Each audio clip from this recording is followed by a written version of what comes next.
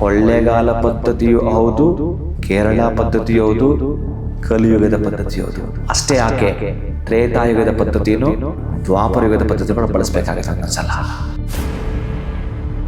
ಭಗವಂತ ಅನ್ನುವ ಈ ಭೂಮಿ ಮೇಲೆ ಯಾವುದನ್ನು ಕೂಡ ವೇಸ್ಟ್ ಅಂತ ಸೃಷ್ಟಿ ಮಾಡಲಿಲ್ಲ. ಇದು ಕೆಲಸಕ್ಕೆ ಬಾರದ ವಸ್ತು, ಇದು ಕೆಲಸಕ್ಕೆ ಬಾರದ ವ್ಯಕ್ತಿ ಅಂತ ಎಲ್ಲೋ ಕೂಡ ಭಗವಂತ ಸೃಷ್ಟಿ ಮಾಡಲೇ ಇಲ್ಲ. ಆಪಲ್ ಇದೆಯಲ್ಲ, ತಿನ್ಲಿಕ್ಕೆ ಎಷ್ಟು ಡಾಕ್ಟರ್ ಹೇಳ್ತಾರಲ್ಲ, ಒಂದು ಆಪಲ್ ಇದ್ರೆ ಡಾಕ್ಟರ್ ಹತ್ರ ಹೋಗೋಂಗಿಲ್ಲ. ಅದ್ರ ಒಳಗಡೆ ಬೀಜ ಇದೆಯಲ್ಲ, ಅದನ್ನ ಏನಾದ್ರೂ ಬಳಸಿದ್ರೆ ವಿಷ. ಇಲ್ಲಿ ಲೆಕ್ಕ ಮಾಡಿ ಒಬ್ಬನಿಂದ 1,000 ಜನಕ್ಕೆ ತೊಂದರೆ ಆಗ್ತಾ ಇದೆ, ತುಂಬಾ ತೊಂದರೆ ಆಗ್ತಾ ಇದೆ. ಅವನೇನು ಮಾಡ್ಲಿಕ್ಕೆ ಸಾಧ್ಯ ಇಲ್ಲ. ಅಲ್ಲಿ ನೀನು ನಾರಾಯಣಾಸ್ತ್ರವನ್ನು ಬ್ರಹ್ಮಾಸ್ತ್ರವನ್ನು ಬಳಸು ಅಂತ ಹೇಳ್ತಾರೆ.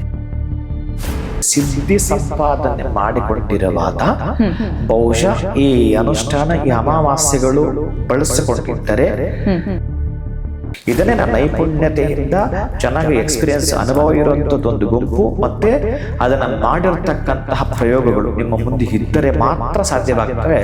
ಇಲ್ಲ ಅಂತಂದ್ರೆ ಅದನ್ನ ಮಾಡ್ಲಿಕ್ಕೆ ಬರಲ್ಲ.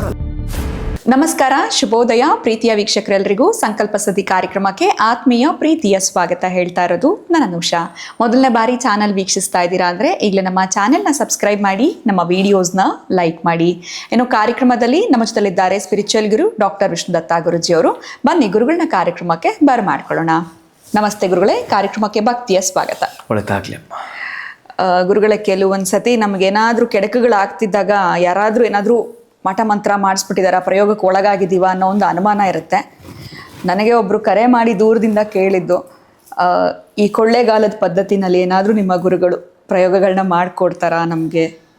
ಯಾಕಂದರೆ ಶತ್ರು ಬಾಧೆ ನಿವಾರಣೆ ಆಗಬೇಕು. ಈ ಹಿಂದೆ ಕೂಡ ನೀವೊಂದು ಹೇಳಿದ್ರಿ ವಿಡಿಯೋದಲ್ಲಿ ಹೇಗೆ ಮಾಡ್ಕೊಳ್ಬೇಕು ಅಂತ. ಯಾಕಂದರೆ ತುಂಬ ಸ್ಟ್ರಾಂಗ್ ಆಗಿ ಆ ಶತ್ರುಗಳದ್ದು ಕಾಟ ಇದ್ದಾಗ ಸ್ವಲ್ಪ ಪವರ್ ಜಾಸ್ತಿ ಬೇಕಾಗುತ್ತೆ. ಸೊ ಅದರಿಂದ ಈ ಕೊಳ್ಳೆಗಾಲದ ಪದ್ಧತಿ ಮಾಟ ಮಂತ್ರ ಏನಾದರೂ ಮಾಡ್ಕೊಡ್ತಾರ, ತಾಂತ್ರಿಕ ಪದ್ಧತಿ ಬಳಕೆ ಮಾಡ್ತಾರ ಹೇಗೆ ಅಂತ? ಸೊ ನನಗೆ ಗೊತ್ತಿಲ್ಲ, ಅದಕ್ಕೆ ನೇರವಾಗಿ ತಮ್ಮನ್ನೇ ಕೇಳ್ತಾ ಇದ್ದೀನಿ ಗುರುಗಳೇ. ಓಂ ವಿಶ್ವಸ್ಮೈ ನಮಃ. ಪ್ರೀತಿಯ ಬಂಧುಗಳೇ, ಅದು ಕೊಳ್ಳೆಗಾಲ ಅಂದ ಕೂಡಲೇ ಏನೋ ಇದೆ ಅಂತಲ್ಲ, ಜನಕ್ಕೆ ಅದೊಂದು ಮೆಸೇಜ್ ಹೋಗ್ಬಿಟ್ಟಿದೆ ತಲೆಗೆ. ಹುಣಸೆ ಹಣ್ಣು ನೀವು ಈಸ್ಟ್ ವೆಸ್ಟ್ ನಾರ್ತ್ ಸೌತ್ ಎಲ್ಲಿ ತೊಗೊಂಡ್ರು ಅದು ಹುಳಿನೇ. ಹೌದು. ಇಲ್ಲ ದಕ್ಷಿಣ ಭಾರತ ಹುಳಿ ಇರುತ್ತೆ, ಉತ್ತರ ಭಾರತದಲ್ಲೇ ಇರಲ್ಲ ಅನ್ನೋಕ್ಕಿಲ್ಲ. ಹಾಗೆ ಅದೊಂದು ಸಿದ್ಧಿ ಯಾವತ್ತನ್ನು ಮಾಡಿಕೊಂಡಿರ್ತಾನೋ ಅದು ತಾಂತ್ರಿಕ ಪದ್ಧತಿ. ಕೊಳ್ಳೆಗಾಲ ಕೆಲವೊಂದು ಥಿಂಗ್ಸ್ ಸಿಗ್ತಾಯಿತ್ತು. ಅದು ಬಿಟ್ಟರೆ ಇನ್ನು ಒಂದಷ್ಟು ಜನ ಆ ಪದ್ಧತಿಯನ್ನು ಕರಗತ ಮಾಡಿಕೊಂಡಿದ್ರು. ಇದು ನಡೀತಿತ್ತು. ಆದರೆ ಈಗ ನಾನೇನು ಹೇಳ್ತೀನಿ ಅಂತಂದರೆ, ಸಮಯ, ಸಂದರ್ಭ, ವ್ಯಕ್ತಿ, ಅವರ ಅನುಚಿತ ವರ್ತನೆಗಳು ಹೇಗಿರುತ್ತವೋ ಅದರ ಮೇಲೆ. ಈ ಕಾರ್ಯಕ್ರಮದ ಪ್ರಾಯೋಜಕರು NK42 Fitness. Get your growth, speak loudly. Your fitness journey starts here. NK42 Fitness, 2nd floor, Zudio Shop Building, Balagere Road, Vartur. Contact 97319 4115. Transform your body, transform your life. ನಮ್ಮ ಆರೋಗ್ಯವೇ ನಮ್ಮ ಸಂಪತ್ತು, ಅದನ್ನು ಕಾಪಾಡುವುದು ನಮ್ಮ ಹೊಣೆಗಾರಿಕೆ. ಭಗವಾನ್ ನೋಣಿ 55ಕ್ಕೂ ಹೆಚ್ಚು ಆರೋಗ್ಯದ ಸಮಸ್ಯೆಗಳಿಗೆ ರಾಮಬಾಣ. ಇದು ಕೇವಲ ಔಷಧಿ ಮಾತ್ರವಲ್ಲ, ಅಮೃತ ಸಂಜೀವಿನಿ.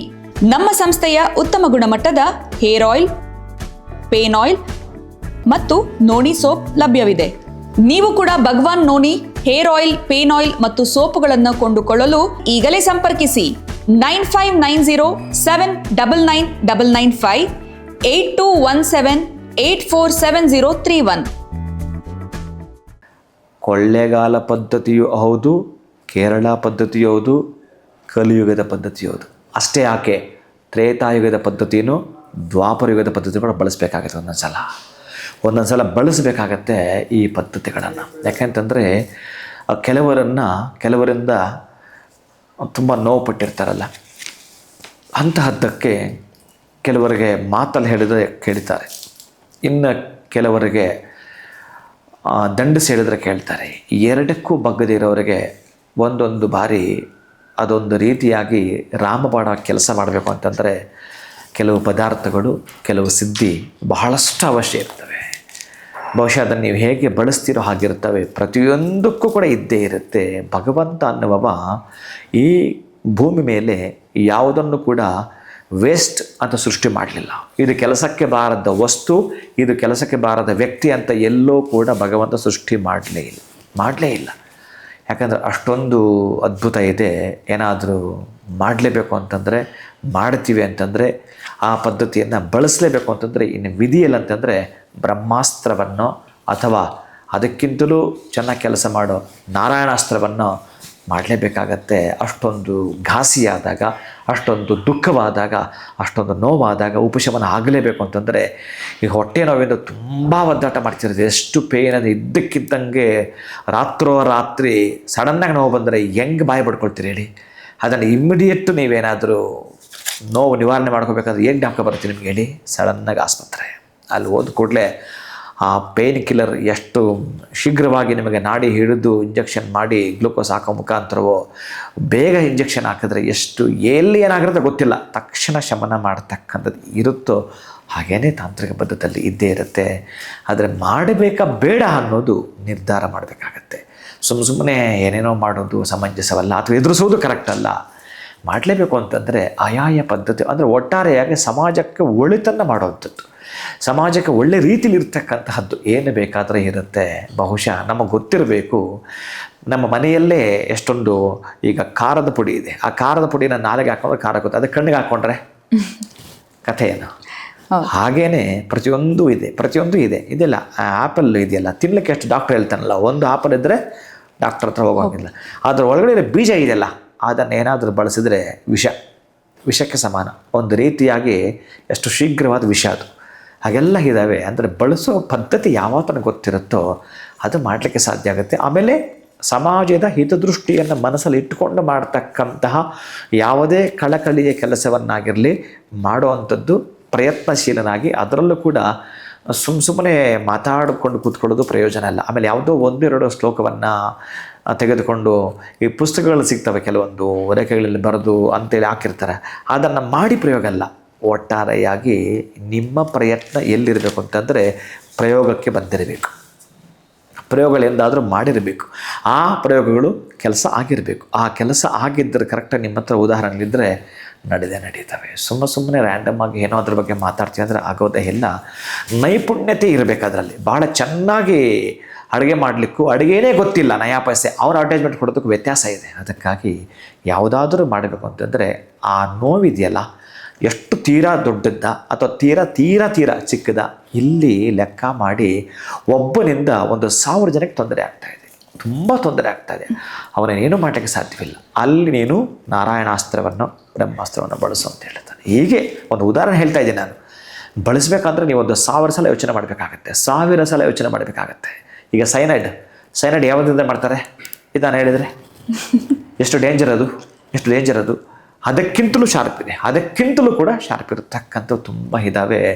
ಆದರೆ ಎಲ್ಲಿ, ಯಾವಾಗ, ಎಷ್ಟು, ಹೇಗೆ ಬಳಸಬೇಕು ಅನ್ನೋದು ಒಂದು ಈ ತಾಂತ್ರಿಕ ಪದ್ಧತಿಯಲ್ಲಿ ಗೊತ್ತಿರ್ತಕ್ಕಂಥವ್ರು ಅದು ಯಾವ ಕೆಲಸವನ್ನು ಕೂಡ ಮಾಡಲಿಕ್ಕೆ ಸಾಧ್ಯ ಇರುತ್ತೆ. ಒಟ್ಟಾರೆಯಾಗಿ ಸಮಾಜದ ಇದು ದೃಷ್ಟಿಯನ್ನು ಮನಸ್ಸಲ್ಲಿ ಇಟ್ಕೊಂಡೇ ಮಾಡೋದಿರುತ್ತೆ.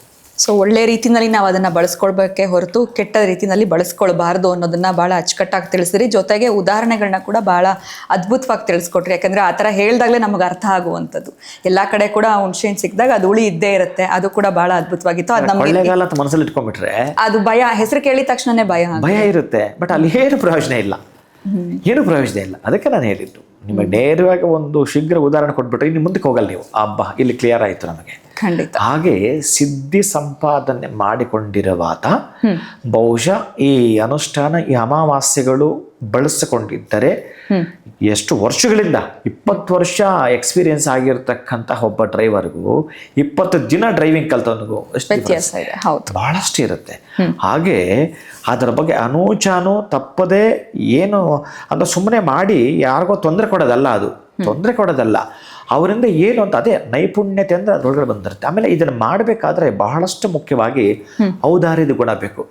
ಅದರ ಜೊತೆಗೆ ಆ ಸಂಪಾದನೆ ಅನ್ನೋದು ಮಾಡ್ಕೊಂಡಿರ್ತೀರಲ್ಲ, ಆ ಶಕ್ತಿ ಅನ್ನೋದು, ಆ ಥಿಂಗ್ಸ್ ಇದಾವಲ್ಲ. ನಾನು ಹೇಳಿದ್ದೆ ನಿಮ್ಗೆ ಯಾವುದೋ ಒಂದು ಎಪಿಸೋಡಲ್ಲಿ ಹೇಳಿದ್ದೀನಿ, 24 ತಾಸು ಒಂದು ವಸ್ತುವನ್ನು ಕಾಯಿಸ್ಬೇಕು ನಾವು. 24 ತಾಸು ಹೊಡಬೇಕು. 2 ಸಿಲಿಂಡರ್ ಖಾಲಿ ಆಗ್ತವೆ ದೊಡ್ಡ.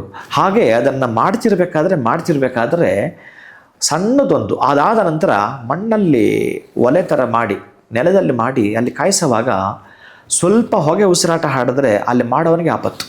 ಓ, ಶೀಘ್ರವಾಗಿ ಅಷ್ಟೇ ಅದು. ಅಷ್ಟು ಎಷ್ಟು ಅಂತಂದರೆ ಫ್ರಾಕ್ಷನ್ ಆಫ್ ಸೆಕೆಂಡು ಆ ಹೊಗೆ ತಾಕಿದ್ರೆ ಸಾಕು ಮರಣವನ್ನು ಹೊಂದಿಬಿಡ್ತಾರೆ. ಈ ಮೂಲಿಕೆಗಳು ಮಾಡಬೇಕಾದ್ರೆ ಅಷ್ಟು ಶೀಘ್ರ ಕೆಲಸ ಮಾಡುವಂಥ ಮೂಲಿಕೆಗಳನ್ನು ತಯಾರು ಮಾಡಬೇಕಾದ್ರೆ ಅಷ್ಟು ವರ್ಕ್ ಇರುತ್ತೆ, ಅಷ್ಟು ಕೆಲಸಗಳಿರ್ತವೆ. ಇದನ್ನೇ ನಾನು ನೈಪುಣ್ಯತೆಯಿಂದ ಚೆನ್ನಾಗಿ ಎಕ್ಸ್ಪೀರಿಯನ್ಸ್ ಅನುಭವ ಇರುವಂಥದ್ದೊಂದು ಗುಂಪು ಮತ್ತು ಅದನ್ನು ಮಾಡಿರ್ತಕ್ಕಂತಹ ಪ್ರಯೋಗಗಳು ನಿಮ್ಮ ಮುಂದೆ ಇದ್ದರೆ ಮಾತ್ರ ಸಾಧ್ಯವಾಗ್ತವೆ. ಇಲ್ಲ ಅಂತಂದರೆ ಅದನ್ನು ಮಾಡಲಿಕ್ಕೆ ಬರೋದಿಲ್ಲ. ಖಂಡಿತ ಮೇಜರಾಗಿ ಅನುಭವ. ಖಂಡಿತ ಗುರುಗಳೇ. ಸೊ ಇದ್ರ ಬಗ್ಗೆ ತಿಳಿಸ್ಕೊಟ್ಟಿದ್ದಕ್ಕೆ ತಮಗೆ ಧನ್ಯವಾದಗಳು. ನಮಸ್ಕಾರ. ಹರೇ ಶ್ರೀನಿವಾಸ. ಇನ್ನು ಇವತ್ತಿನ ವಿಡಿಯೋನ ಮುಗಿಸುವಂತ ಸಮಯ ಆಗಿದೆ. ಮತ್ತೊಂದು ಹೊಸ ವಿಚಾರದೊಂದಿಗೆ ಮುಂದಿನ ವಿಡಿಯೋನಲ್ಲಿ ಭೇಟಿ ಮಾಡ್ತೀವಿ. ನಮಸ್ಕಾರ. ಈ ಕಾರ್ಯಕ್ರಮದ ಪ್ರಾಯೋಜಕರು NK42 Fitness. Get your growth, speak loudly. Your fitness journey starts here. NK42 Fitness, second floor, Zudio Shop Building, Balagere Road, Vartur. Contact 973194115. Transform your body, transform your life. ನಮ್ಮ ಆರೋಗ್ಯವೇ ನಮ್ಮ ಸಂಪತ್ತು. ಅದನ್ನು ಕಾಪಾಡುವುದು ನಮ್ಮ ಹೊಣೆಗಾರಿಕೆ. ಭಗವಾನ್ ನೋನಿ 55ಕ್ಕೂ ಹೆಚ್ಚು ಆರೋಗ್ಯದ ಸಮಸ್ಯೆಗಳಿಗೆ ರಾಮಬಾಣ. ಇದು ಕೇವಲ ಔಷಧಿ ಮಾತ್ರವಲ್ಲ, ಅಮೃತ ಸಂಜೀವಿನಿ.